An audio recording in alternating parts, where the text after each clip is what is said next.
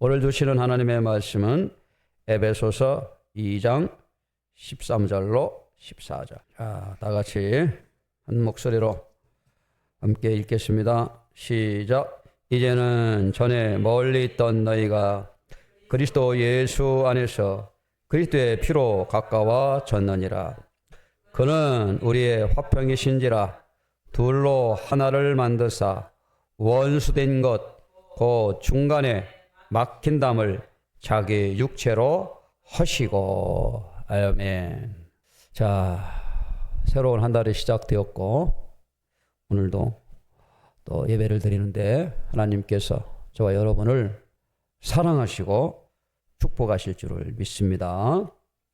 우리 예수 믿는 사람은 예배를 통해서 믿음이 자라고 삶에 힘을 얻습니다.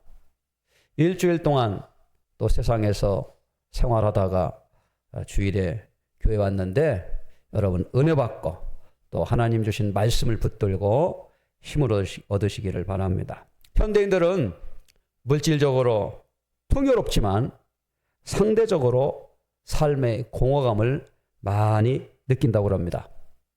돈이 있는데 기쁨이 없고 소비를 하는데 만족이 없습니다. 잘 정돈진 집에 살지만 마음에 평안이 없습니다. 좋은 차를 타지만 감사가 없습니다. 그래서 어떤 사람들은 종교를 가져보면 마음의 위안이 될까 해서 종교도 가져보지만 마음의 이 답답함을 해소하지 못하고 갈증을 채우지 못합니다. 그 이유가 뭘까요? 그 이유가 뭔지 오늘 성경은 아주 자세하게 설명하고 있습니다. 11절 같이 읽어볼까요? 시작. 그러므로 생각하라. 너희는 그때에 육체로는 이방인이요 손으로 육체에 행한 할례를 받는 무리라 칭하는 자들로부터 할례를 받지 않는 무리라 칭함을 받은 자들이라. 왜 마음에 공허감이 있을까? 만족감이 왜 없을까? 왜 불안하고 두려울까? 왜 이 세상의 것을 채워도 이 갈증이 해소되지 않는가? 그러므로 생각하라 이거예요. 그러므로 생각하라. 뭐를 생각하라는 말이에요? 그때에 너희는 육체로는 이방인이었다라고 하는 겁니다. 육체로는 이방인이었다. 또 할례 받지 않은 사람이었다라고 하는 것이죠. 성경에서 유대인과 이방인을 구분하는데 가장 큰 차이는 뭐냐면 이방인은 메시아를 기다리는 게 없어요. 메시아를 몰라요. 그런데 유대인에게는 메시아라고 하는 것을 알고 있습니다. 메시아. 우리를 구원할 메시아. 우리에게 소망을 주시는 메시아가 올 것이다 라고 하는 그 소망이 유대인에게 있습니다. 자, 그러면 메시아를 기다리지 않는 이방인들은 어떤 삶을 살까요? 2절 말씀인데 에베소서 2장 2절 그때에 너희는 그 가운데 행하여 세상 풍조를 따르고. 메시아를 기다리지 않는 사람은 세상 풍조를 따를 수밖에 없어요. 하나님을 모르고 천국에 대한 소망이 없는데 당연하죠. 저도 제가 예수를 안 믿고 목사가 안 됐으면 아주 열심히 세상의 방법을 살아갔을 겁니다. 100%. 왜? 예수님을 모르기 때문에. 천국의 소망을 갖지 않기 때문에. 지금 오늘 이 말씀이 그거예요. 그러므로 생각하라. 너희는 그때에 육체로는 이방인이요 할례 받지 않은 사람이다. 메시아에 대한 소망이 없다. 천국에 대한 소망이 없던 사람이다. 그러니 어떻게 살아간다? 세상 풍조를 따라가고 살아갔다. 세상 풍조를 따라 살았다. 그리고 3절에 전에는 우리도 그 가운데서 우리 육체의 뭐를 따라요? 욕심을 따라 지내며 그랬죠. 욕심을 따라 지내며. 우리 인간은요 욕심 덩어리예요. 그게 인간의 본성입니다. 그게 다 그렇죠. 타락한 인간은 다 그래요. 욕심이에요. 또 마음이 원하는 것을 하며 사는 거예요. 이게 뭐라고요?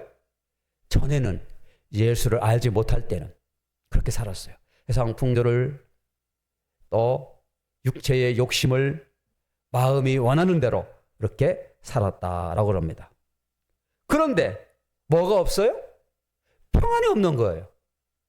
이렇게 살아도 만족이 없는 거예요. 그래서 오히려 우리나라 지금 GDP가 3만 한 6천 불, 7천 불 된다 그래요. 무진장 잘 사는 거죠. 3만 불이 넘어가면 조금 있으면 4만 불 되는데. 그런데 사람들의 이 행복 지수와 감사와 이런 것은 옛날보다 더 높아졌다고 볼 수가 없습니다. 잘 먹고 잘 입고 좋은 차 타고 좋은 집에 삶에도 불구하고 사람들의 이 마음의 상태는 옛날보다 더 각박해졌어요. 왜? 우리 인간은 먹고 입는 것도 중요하지만 더 중요한 것은 뭐냐면 마음의 평강과 위로와 안식, 천국에 대한 소망이 중요하기 때문에 그래요. 이게 뭐라고요? 의미 있는 삶을 사는 거예요. 사람들이 가장 힘들어하는 이유 중에 하나는 의미가 상실된 삶. 내가 왜 살아? 그냥 살아가니까 살지. 마지 못해 살아. 아무 의욕이 없어. 세상에 바라는 게 큰 꿈도 없어.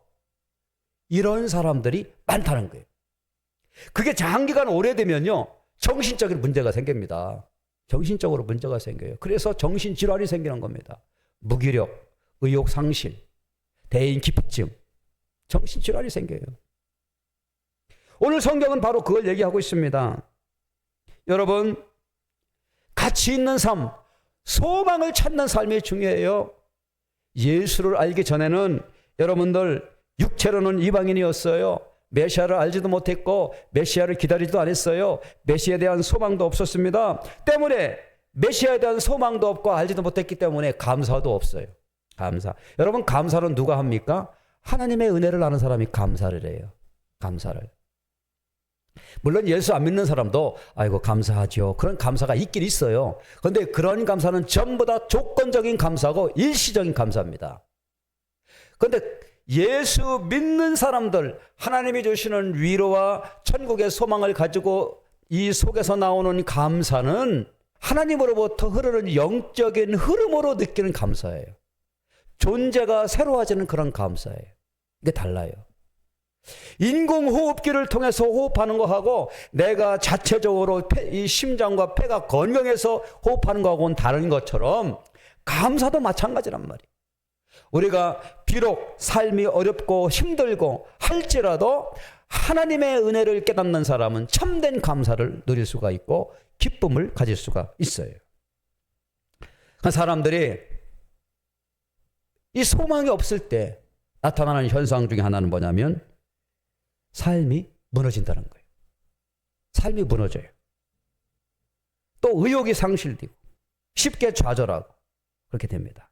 그래서 이러한 상태, 육체적으로는 이방인이요 할례를 받지 않았던 이방인과 같이 메시아에 대한 소망이 없는 너희들, 이런 상황에 있었을 때 그때에, 자 12절 시작. 그때에 너희는 그리스도 밖에 있었고 이스라엘 나라 밖에 사람이라 약속의 언약들에 대하여는 외인이요 세상에서 소망이 없고 하나님도 없는 자이더니. 에베소에 살고 있는 사람들, 현재 우리가 지금 살고 있는 이 시대, 시간은 많은 차이가 있어요. 벌써 2000년이라는 시간이 있어요. 그러나 사람 사는 것은 똑같습니다.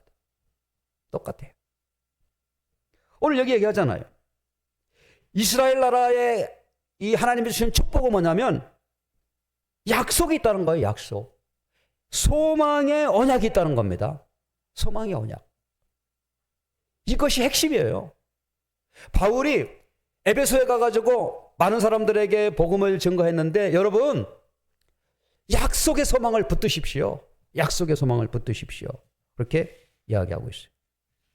자, 그러면 이 약속의 소망이 왜 중요하냐? 그 이유를 이제 설명하고 있습니다. 자, 그 이유가 뭡니까? 우리 인간은 죄와 허물 가운데 죽어 있기 때문에 소망이 없어요.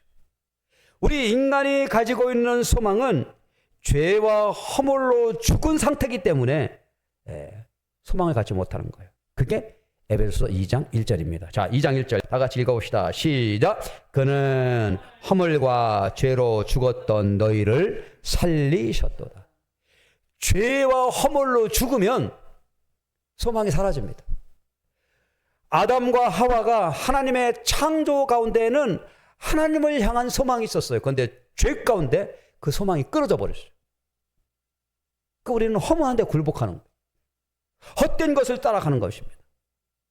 여기처럼 세상 풍조를 따르고 자기 욕심을 따르고 마음에 원하는 것을 따라가다가 그냥 인생을 마치게 되는 것이죠. 죄는 우리의 소망을 앗아가 버립니다. 죄는 우리를 절망 속에 살다가 분노하며 살다가 실패하며 살다가 한숨지며 살다가 그렇게 살다가 끝나게 만들어요. 이게 죄의 무서운 거예요. 죄가 그렇게 무서워요.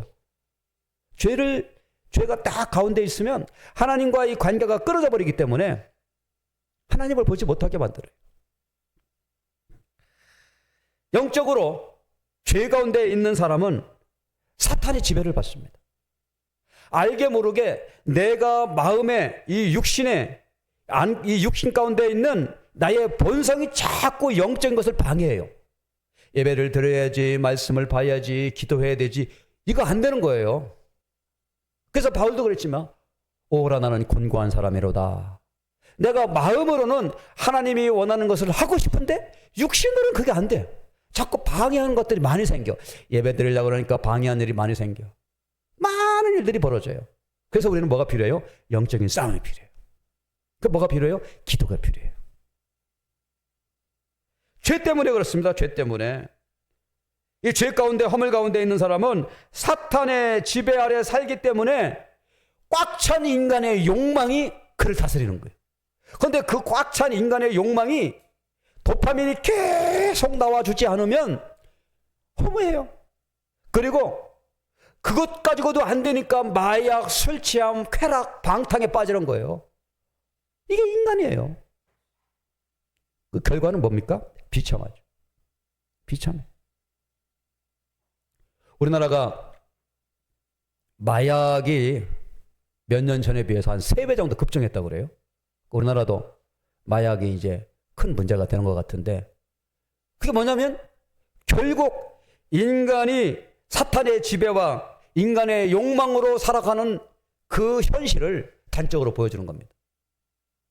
경건한 사람들이 많이 모이고 하나님 앞에 예배드리고 기도하고 찬양하면서 인간이 가지고 있는 죄의 속성과 욕망과 이런 것들이 다 사라지고 하나님이 주시는 은혜로 채워지면 거룩한 도파민, 하나님의 은혜와 성령 가운데 있으면 평강이 있고 기쁨이 있고 감사가 있는 거예요. 1907년도 우리나라 영적인 부흥이 있었고요. 또 미국의 영적인 대각성 운동이 있었고요.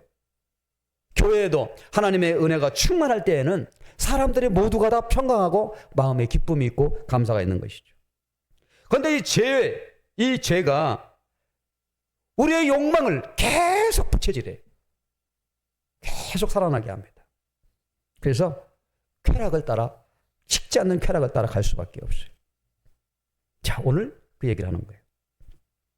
이런데 이런 상태에 있던 우리 몸이 달라지는 계기가 되었어요. 어떤 계기입니까? 13절 말씀입니다. 다 같이 13절 시작. 이제는 전에 멀리 있던 너희가 그리스도 예수 안에서 그리스도의 피로 가까워졌느니라. 예수 그리스도 메시아에 대한 소망이 없던 때에는 죄와 허물과 인간의 욕망과 마음이 원하는 대로 그렇게 살았어요. 그런데 그렇게 살아본들 허무함과 공허함과 분노, 좌절, 평안이 없었어요. 그런데 이러한 때에 너희가 그리스도 예수 안으로 들어온 거예요. 안으로 들어오고 나서 어떻게 됐어요? 그리스도 피로 가까워졌다. 죄와 허물과 욕망과 이러한 나의 모든 것들이 예수의 피로 완전히 뒤집어 써가지고 새로워진 것입니다. 그래서 어떻게 됐어요? 우리는 하나님과 관계가 회복되었다라고 그랬죠. 그동안 우리는 죄 때문에 하나님과 관계가 단절되어져서 벽이 생겨졌는데, 그래서 하나님이 멀리 있었어요. 보이지도 않았습니다. 느끼지도 못했어요. 그런데 그 멀리 있던 내가 그리스도 예수 안에서 그리스도의 피로 가까워졌어요. 그래서 막힌 하나님과 나 사이의 담이 허물어졌습니다. 14절 시작. 그는 우리의 화평이신지라 둘러 하나를 만드사 원수된 것 곧 중간에 막힌 담을 자기 육체로 하시고. 그 내가 지금 생각해 보면 알 수 있어요. 내가 지금 하나님과의 관계가 멀게 느껴지는가? 아니면 하나님과의 관계가 가깝게 느껴지는가? 진단하면 알 수가 있습니다. 나는 아직 예수 그리스도의 피를, 예수 그리스도의 은혜를 잘 모르겠어. 그러면 아직도 나와 하나님 사이의 관계가 막이 있는 거예요. 막이 있는 거예요. 그런데 내가 하나님 사이의 관계가 이 막힌 것이 사라져버리면 아주 가까이서 하나님을 느끼게 됩니다. 가까이 가는 마음이 생기게 되는 것이죠. 그래서 결국 어떻게 됩니까? 하나님과 나 사이가 가까이 되니까 그 안에서 화평이 생긴 거예요. 화평이. 그래서 내가 새 사람으로 지음을 받고 화평을 누리게 되는 것입니다. 자, 16절 시작. 또 십자가로 이 둘을 한 몸으로 하나님과 화목하게 하려 하심이라. 원수된 것을 십자가로 소멸하시고. 결국 성경은 우리의 모든 문제를 인간이 가지고 있는 죄, 이 문제로 보고 있어요. 그래서 이 죄의 문제를 예수 십자가로 깨끗하게 쓰시고 하나님과 나 사이가 막혔던 담이 허물어지고 이제는 이 둘이 화목하게 되어져서 내가 예수 안에서 새로운 사람이 된 것입니다. 어떻게 새로운 사람이 되어졌어요? 나의 모든 죄가 씻음 받았다는 거예요. 그러니까 우리가 느낄 수 있는 게 두 가지가 있어요. 하나는 내가 하나님과 가까이 있다는 걸 느끼느냐, 하나. 두 번째는 내가 죄 용서 받았다고 하는 믿음이 생기느냐. 이거 두 가지. 여러분들 한번 생각해 보십시오. 내가 하나님과 지금 가까이 있다고 느끼는가? 아니면 난 아직도 죄 용서 받은 확신이 없어? 그러면 이 하나님과 나 사이에 있는 담이 허물어진 게 아니에요. 이 담을 허물 수 있는 유일한 길은 예수 그리스도 안에 예수 그리스도의 피로 허물어지는 것입니다. 왜? 이것이 제사의 원리예요. 제사가 뭡니까? 양들을 잡아서 죽이고 그 피로 깨끗하게 씻음을 받는 게 제사예요. 이렇게 하나님과 나 사이가 허물어졌을 때 그래야만 그때부터 뭐가 통해요? 생명이 순환이 이루어지는 거예요. 생명의 순환이 이루어져요. 그러면 내가 가지고 있는 육신의 본성과 이 환경들을 이길 수 있는 힘이 생기고 하나님이 주시는 소망을 바라볼 수 있는 믿음이 생겨요. 여기 숭어리샘, 제가 이제 새벽마다 왔다 갔다 하지 않습니까? 왔다 갔다 보면 그 나무를 하루에도 한 2번씩 봅니다. 이 숭어리샘이 조경에 잘 돼 있는데 아주 막 엄청 큰 나무를 어디에서 갖다가 심었어요. 그 이름이 팽나무라고 해요. 팽나무. 고목, 큰 고목이에요. 하여튼 이 아파트 안에서 가장 큰 나무를 또 가장 중심에다 심어놨어요. 그래서 이렇게 보니까 잎이 하나도 없어. 그래서 생각하기를, 야, 저 나무가 살기가 어렵겠다. 돈으로 해도 몇 천만 원 될 것 같아, 나무 하나. 자, 뭐 고성에서 실어서 여기까지 왔다고 하니까 엄청 비싸겠죠. 나무가 비쌉니다, 저거. 보니까 막 이렇게 몇 가지는 있는데 잎이 없어. 제가 봄부터 쭉 봤는데요. 근데 어느 날 보니까 조그마한 이 손 팔꿈치 정도 되는 그러한 순이요 올라와 있더라고. 그 나무 중에 딱 그 하나 올라와 있어요. 하나 순이, 해순이. 그래서 저 나무가 죽지는 않았구나. 아직 이 물기는 지금 수분은 흡수하고 있구나라는 걸 느꼈어요. 모든 나무 가지가 하나 잎도 안 보이는데 조그마한 새순 하나를 보면서 아직 살아있구나라고 하는 것을 느껴 있습니다. 자, 이것을 보면서 무슨 생각을 하게 되냐면 우리의 심령이요, 마음이, 육신이, 우리의 삶의 환경이 어떤 환경 가운데 있더라 할지라도 우리가 예배를 드리고 기도하고 말씀으로 가까이 가면 가지가 살아나는 거예요. 새순이 살아나는 거예요. 여러분, 이것을 여러분들이 경험해야 합니다. 기도할 때마다, 십자가를 바라볼 때마다 하나님께 가까이 가는 일들이 생겨요. 그래서 오늘 여기 말씀에 나옵니다. 예수 안에 평안이 있다라고 그러는 거예요. 예수 안에 평안, 예수 안에 안식, 예수 안에 안전, 예수 안에 소망이 있다는 거예요. 이것은 종교적인 행위로 되는 게 아닙니다. 종교적인 행위로 되는 것이 아니고 예수 안에 있을 때 막힌 담이 허물어지고 또 새로운 소망을 얻게 되는 거예요. 자, 이런 과정이 6절에 그 과정을 설명했어요. 우리가 나무를 심으면 뿌리로부터 영양분을 공급받고 또 올라가서 잎에까지 쭉 연결되잖아요. 그 과정을 6절에 설명했습니다. 자, 한번 보겠어요. 5절, 허물로 죽은 우리를 그리스도와 어떻게 해요? 함께 살리셨고. 허물로 죽은 우리를 그리스도와 함께 살리셨다는 거야. 또 6절, 함께 어떻게 하고? 일으키셨고. 또 6절, 그리스도 예수 안에서 함께 하늘에 앉히셨다. 함께 살리셨고, 함께 일으키셨고, 함께 하늘에 앉히셨다라고 하는 거예요. 전에는 예수를 알지 못할 때 소망이 없던 사람이었어요. 하나님을 알지 못하던 사람이었어요. 그런데 예수님께서 우리를 십자가의 피로 깨끗하게 씻음으로 말미암아 새 사람이 되고 이제 하나님께서 하나님 하늘에 앉혀 주셨다라고 이렇게 얘기를 합니다.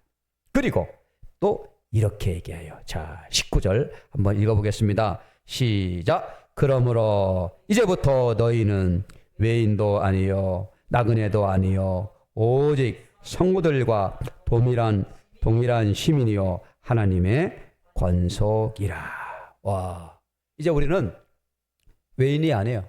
소망이 없는 자가 아니에요. 그리고 뭐예요? 성도들과 동일한 시민이요 하나님의 권속이라라고 이렇게 얘기합니다. 하나님의 권속이라는 말이 뭡니까? 하나님 나라의 백성이고 하나님 나라에 있는 백성, 하나님의 사랑을 받는 사람이라는 얘기예요. 자, 그러면서 이렇게 얘기합니다.